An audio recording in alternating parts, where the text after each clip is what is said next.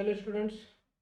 तो double integration के concept में इससे पहले हमने double integration when limits of x and y both are constants, x के लिमिट वेरिएबल और वाई के लिमिट कांस्टेंट है, इसके रिलेटेड भी कंसेप्ट और एग्जांपल देखा है।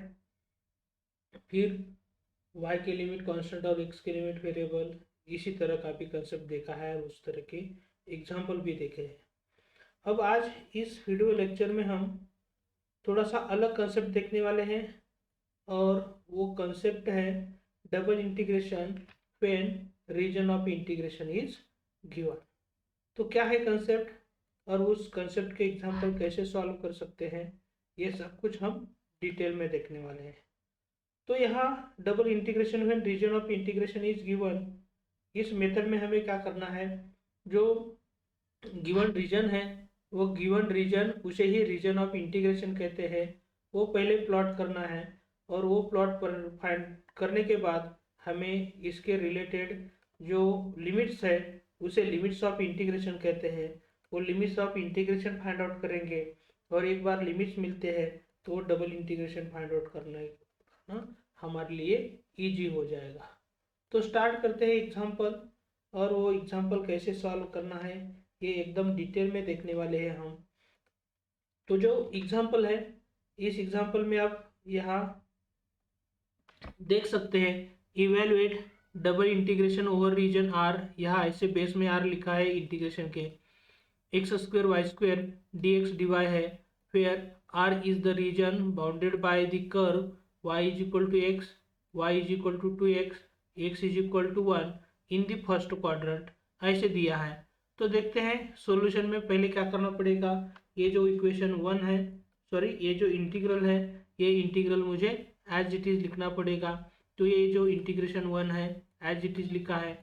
अब यहाँ आप देख सकते हैं the region of integration is bounded by the curve, कौन से कर्व में है, तो ये y is equal to x, y is equal to 2x और x इज इक्वल टू 1 जो लाइन है, यहाँ ये रीजन ऑफ इंटीग्रेशन कर्व का है। अब इसमें हमें क्या करना है, ये कर्व प्लॉट करने हैं। तो मैंने क्या किया है, एक्स एक्सिस लिया है, वाई एक्सिस लिया है, इसके बाद एक्स इज इक्वल टू 1 की लाइन, ये जो ब्लू कलर की लाइन आप देख सकते हैं, y is equal to x की लाइन ये जो है यहाँ है, एक्स इज और y is equal to 2x की जो लाइन है वो लाइन यहाँ है। और फर्स्ट क्वाड्रेंट में जो रीजन है तीनों लाइन में इंक्लोज हुआ है रीजन, वो येलो कलर का रीजन है, वो आप यहाँ देख सकते हैं, वो रीजन मैंने आपको यहाँ दिखाया है। अब इस रीजन में हम या तो स्ट्रिप ब्लैक कलर की दिख रही है, ये स्ट्रिप वर्टिकल ले सकते हैं या हॉरिजॉन्टल ले सकते हैं। एक स्ट्रिप मैंने वर्टिकल ली है और दूसरा एग्जांपल जल्द ही आने वाला है, उसमें हम स्ट्रिप जो है वो हॉरिजॉन्टल लेने वाले हैं। अब यह स्ट्रिप हमने वर्टिकल ली है, तो ये वर्टिकल स्ट्रिप मीन्स क्या होती है, पैरेलल टू वाई एक्सिस होता है। तो यहाँ जनरली क्या हो जाएंगे, वाई के जो लिमिट है, वाई के लिमिट वेरिएबल हो जाएंगे। तो इस स्ट्रिप में वाई की वैल्यू कहाँ से कहाँ वेरी होती है, तो यह जब स्ट्रिप देखेंगे तो स्ट्रिप में लोअर टिप जो है वो y is equal to x axis को टच हुआ है, तो यहाँ जो लिमिट है वाई का वो लोअर लिमिट क्या हो जाएगा, y is equal to x line है इस पे डिपेंड हो जाएगा। और अपर लिमिट जो है वो अपर टिप जो है ब्लैक कलर का जो स्ट्रिप है वो y is equal to 2x line पे है, तो ये जो नेक्स्ट होगा अपर लिमिट, वो upper limit y is equal to 2x पे डिपेंड हो जाएगा।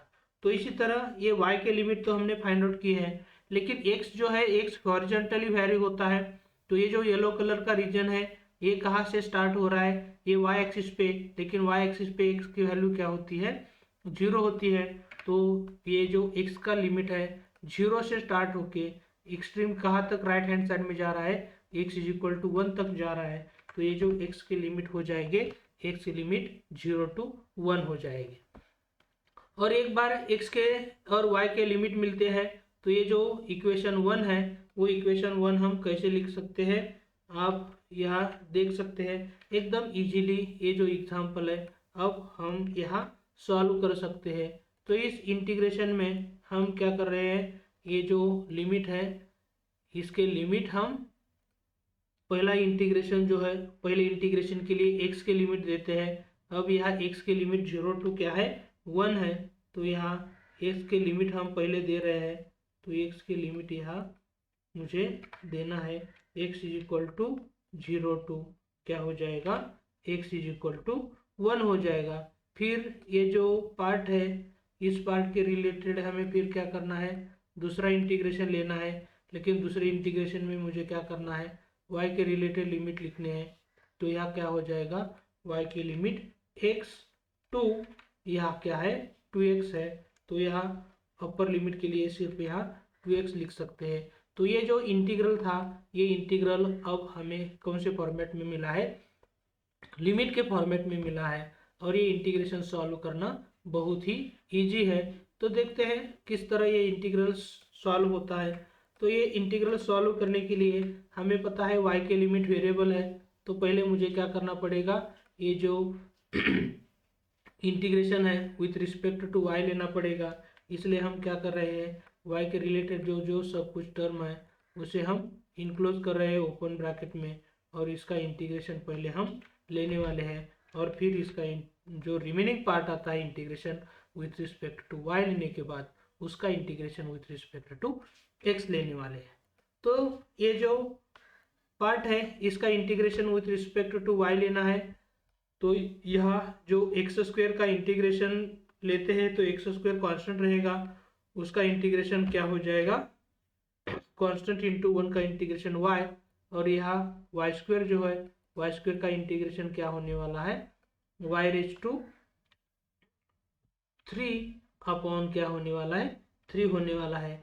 तो मैंने यहाँ क्या कर दिया है, पहले इंटीग्रेशन लिया है, और इंटीग्रेशन लेने के बाद इसके जो लिमिट है वो लिमिट भी मुझे देखने पड़ेंगे। तो यहाँ हम क्या कर रहे हैं, जनरली ये जो पार्ट है, ये पार्ट पूरा इसके रिलेटेड है, यह पार्ट मैं लिख रहा हूँ। और यहाँ हमें क्या करना पड़ेगा, इसके लिमिट जो है, इसके लिमिट भी देने पड़ेंगे। तो ये जो लिमिट है, ये लिमिट यहाँ क्या हो जाएंगे, x टू 2x हो जाएंगे। तो ये जो y की लिमिट है, y की लिमिट हम यहाँ इसी तरह ले सकते हैं। अब इसमें क्या करना है हमें, ये जो पार्ट है ब्रैकेट का, इस पार्ट में हमें अपर लिमिट पुट करना है और लोअर लिमिट पुट करना है। इसलिए हम क्या करते हैं, इस पार्ट में अपर लिमिट और उसी पार्ट में लोअर लिमिट पुट करना है। तो वही जो ब्रैकेट में क्वांटिटी थी वही मैंने लिया है।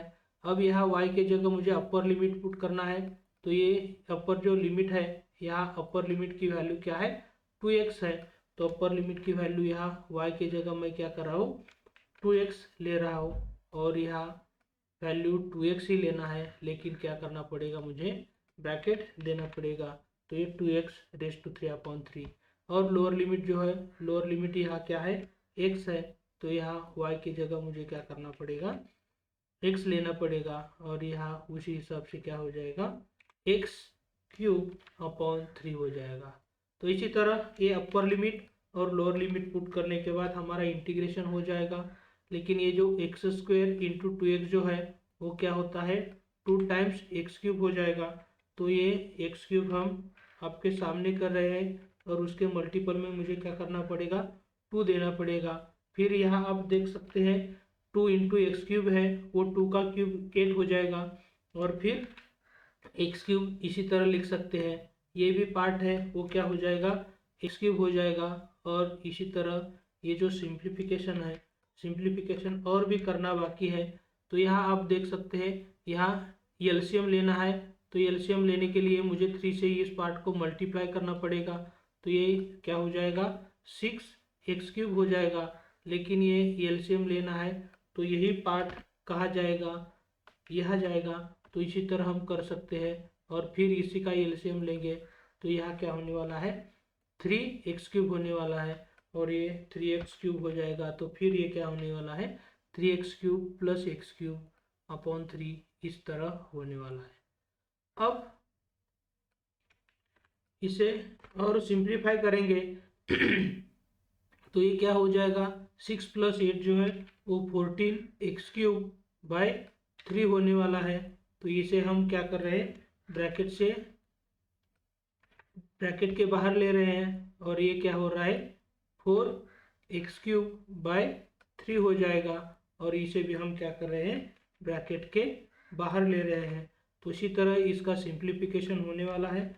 अब इसके सिंप्लीफिकेशन के बाद दोनों टर्म का डिनोमिनेटर सेम है, तो यही पार्ट जो है क्या करते हैं, कॉमन डिनोमिनेटर लेते हैं। तो ये पार्ट हम कहाँ ले सकते हैं, यहाँ माइनस देके इसी तरह इस पार्ट का सिंप्लीफिकेशन लिख सकते हैं। और फिर इसका जब सिंप्लीफिकेशन होगा तो आप यहाँ देख सकते हैं 14x³ अपॉन ये जो है, इस पार्ट में मैं क्या कर रहा हूँ, ये जो ब्रैकेट है, ब्रैकेट को ही रिमूव कर देता हूँ, और ये क्या हो जाएगा, फिर 10x³/3 हो जाएगा। फिर हम क्या कर सकते हैं, इस पार्ट में से 10/3 है, वो 10/3 कॉमन कांस्टेंट है, वो कांस्टेंट इंटीग्रेशन के बाहर ले सकते हैं। इससे पहले हम क्या करेंगे, ये जो x³ है वो x³ ऐसे लिख सकते हैं, और ये जो 10/3 है वो 10/3 को इंटीग्रेशन के बाहर ले सकते हैं। फिर हमें ये जो x³ है, x³ का इंटीग्रेशन लेना पड़ेगा, लेकिन ये जो x³ का इंटीग्रेशन है हमें पता ही है, x⁻n का जो इंटीग्रेशन होता है वो x⁻n का इंटीग्रेशन किस तरह हम करते हैं।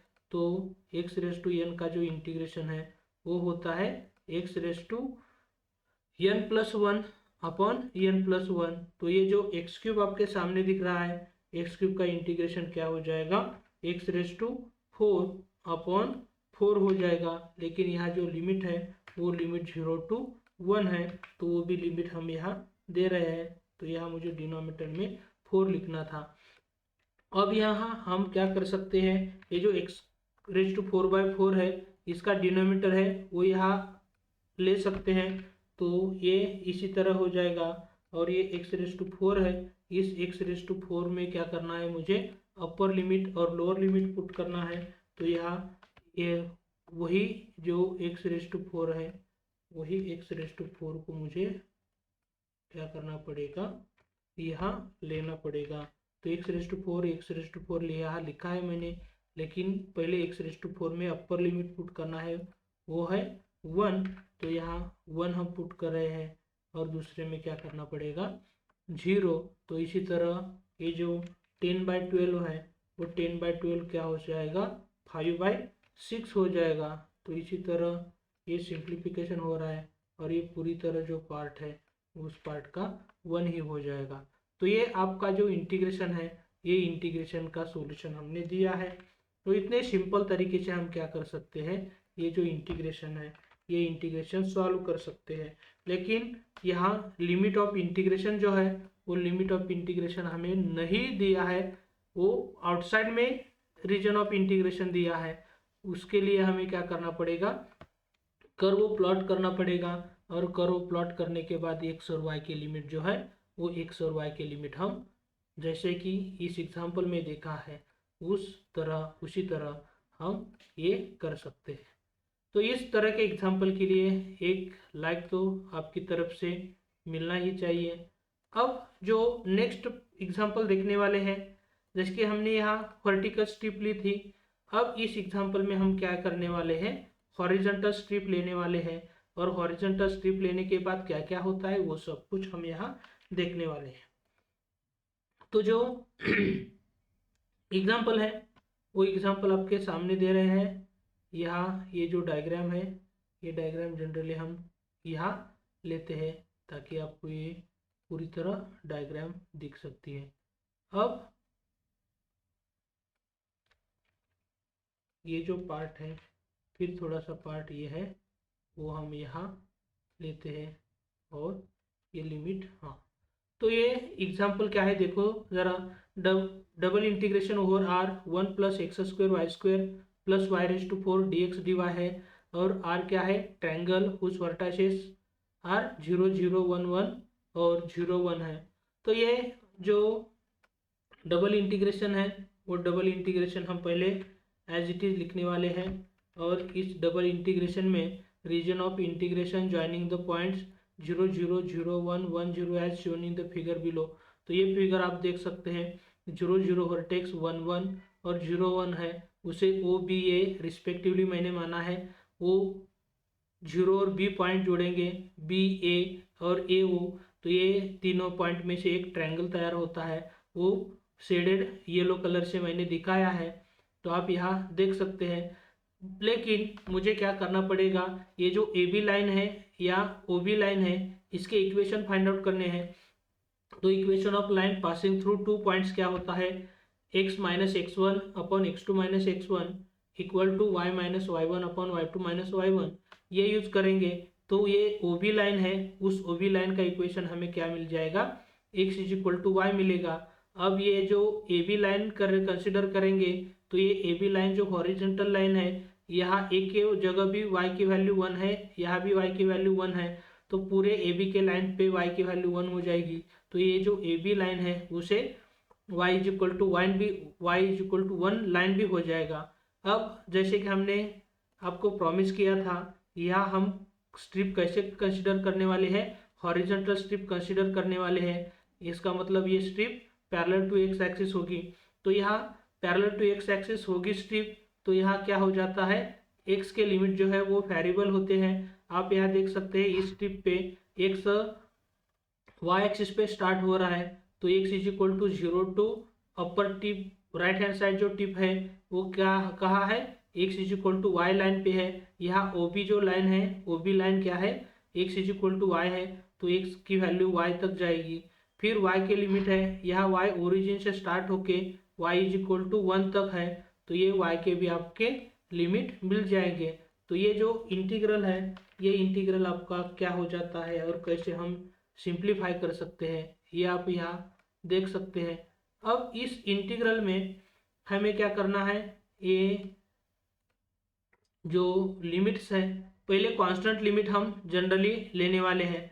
तो कांस्टेंट लिमिट किसके है, y के लिमिट कांस्टेंट है, तो पहले जो देने वाले हैं limit y is equal to 0 to y के जो लिमिट है, y के लिमिट कहाँ तक जाएगा, 1 तक। फिर ये जो सेकंड इंटीग्रल देना है, सेकंड इंटीग्रल में क्या करेंगे हम, x के जो लिमिट है, x के लिमिट क्या होने वाले हैं, x is equal to 0 to x is equal to y जाएगा। तो ये x is equal to 0 to x is equal to y, यहाँ हम ऐसे कर सकते हैं और ये इंटीग्रल सॉल्व करना एकदम ईजी हो जाएगा। अब ये इंटीग्रल सॉल्व करने के लिए आप पहले integration with respect to x करना है। तो पहले विथ रिस्पेक्ट टू x करने के लिए मुझे क्या करना पड़ेगा, पहले x के जो सब टर्म है, x या y के टर्म जो सब कुछ टर्म है, वो क्या करना है, पहले इंटीग्रेशन से बाहर लेना है और फिर इसका सिंप्लीफिकेशन करना है। लेकिन ऐसी कोई भी सिचुएशन नहीं है जैसे कि मैं x के टर्म या y के टर्म इस टर्म से पहले इंटीग्रल से बाहर ले सकता हो। तो क्या करेंगे, हम इसका इंटीग्रेशन लेने वाले हैं विथ रिस्पेक्ट टू x, और उसके बाद हमारा जो टारगेट है विथ रिस्पेक्ट टू y का, वही हम यहाँ करने वाले हैं। अब इस पार्ट में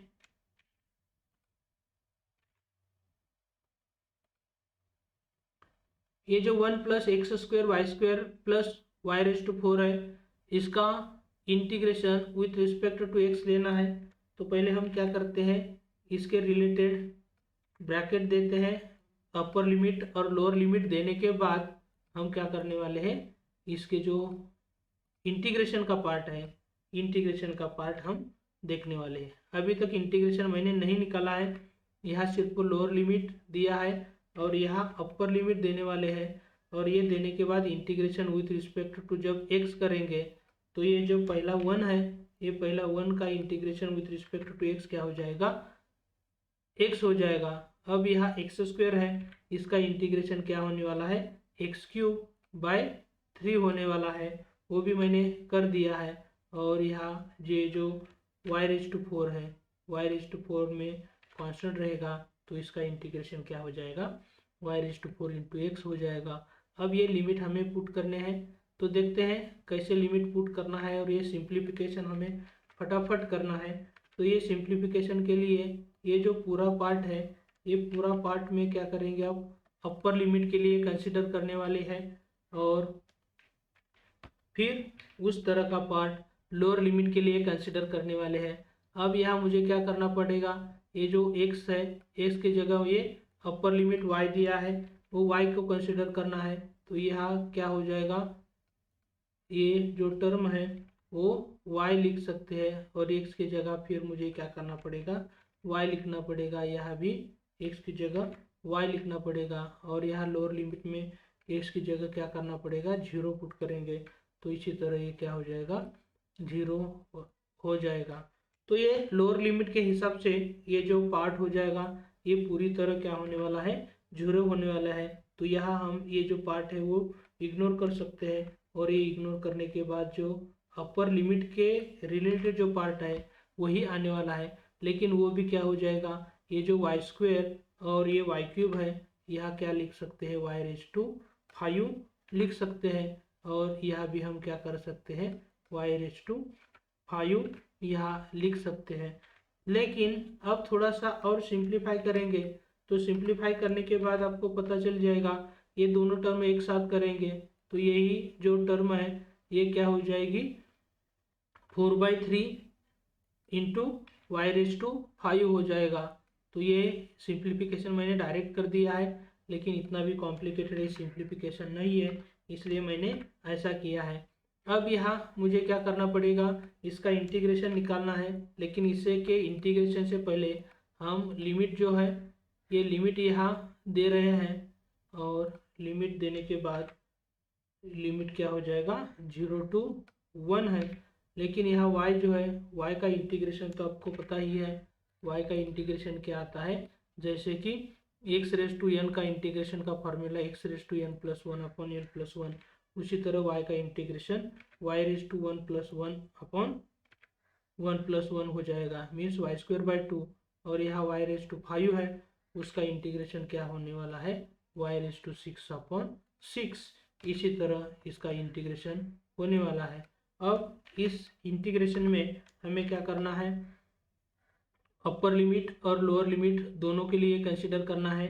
तो यही जो पार्ट है, यही पार्ट हम क्या करने वाले हैं, अपर लिमिट के लिए और लोअर लिमिट के लिए। लेकिन अपर लिमिट की जो वैल्यू है वो 1 है, तो y की जगह मुझे क्या करना पड़ेगा, 1 पुट करना पड़ेगा, और x के जगह लोअर लिमिट के रिलेटेड ये जो है ये टर्म की वैल्यू क्या करनी पड़ेगी, 0 पुट करनी पड़ेगी।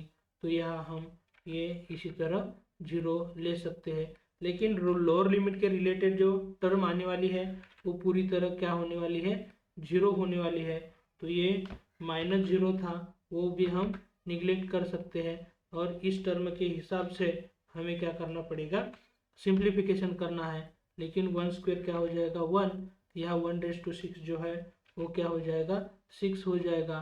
फिर आप यहाँ देख सकते हैं ये क्या होने वाला है, इसके ये जो पार्ट है एक दूसरे के मल्टीपल में है। अब इसका सिंप्लीफिकेशन जब हो जाता है तो यहाँ क्या होने वाला है, ये थोड़ा सा गलत किया है मैंने, यहाँ 1 रेज टू 6 जो है वो क्या हो जाता है, 1 हो जाता है। अब इस तरह से क्या हो जाएगा, 1/6 है, तो यहाँ 2 कैंसिल हो जाएगा, तो यहाँ 2 रहेगा, और यहाँ क्या होने वाला है, 3 होने वाला है। तो ये न्यूमरेटर में 1 ही आना था। तो इसी तरह ये जब सिंप्लीफाई करेंगे तो सिंप्लीफाई करने के बाद हमें क्या मिलने वाला है, 2/3 इंटू 1/3 जो है वो क्या होने वाला है, 2/9 होने वाला है। लेकिन ये जब ऐसे नंबर आते हैं तो हमें अच्छी तरह सिंप्लीफिकेशन करना पड़ता है, इसलिए हम थोड़ा सा क्या कर रहे हैं, एलसीएम ले रहे हैं। तो दोनों का एलसीएम क्या हो जाएगा, 18 हो जाएगा। तो ये किस तरह सिंप्लीफिकेशन होने वाला है, तो 1 के मल्टीपल में 9 जाएगा, तो ये क्या हो जाएगा, 9 + 4 हो जाएगा। तो आप अच्छी तरह एलसीएम जो है वो एलसीएम का कंसेप्ट देख सकते हैं। तो ये 9 + 4 जो है वो क्या होने वाला है, 13। तो ये 13 बाय क्या होने वाला है, 18। तो इसी तरह ये जो इंटीग्रल है, इस इंटीग्रल का सॉल्यूशन जो है, आपका सॉल्यूशन क्या मिलने वाला है, I = जो गिवन इंटीग्रेशन है वो गिवन इंटीग्रेशन का सॉल्यूशन इसी तरह 13/18 मिलने वाला है। तो हम ये जो रीजन ऑफ इंटीग्रेशन है वो आउटसाइड में दिया था, उसको पहले क्या करना पड़ेगा, उसका रीजन ऑफ इंटीग्रेशन प्लॉट करना पड़ेगा, और वो प्लॉट करने के बाद ही हम क्या कर सकते हैं, लिमिट फाइंड आउट कर सकते हैं।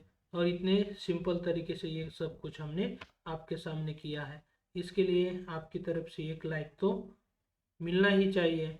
अब और बहुत सारे वीडियो लेक्चर्स हम इस पे बना रहे हैं, तो प्लीज़ हमारा चैनल जो है RSN मैथ्स वो सब्सक्राइब करो और बेल आइकन बटन दबाएंगे तो हमारे सारे वीडियो आप तक पहले पहुंच जाएंगे।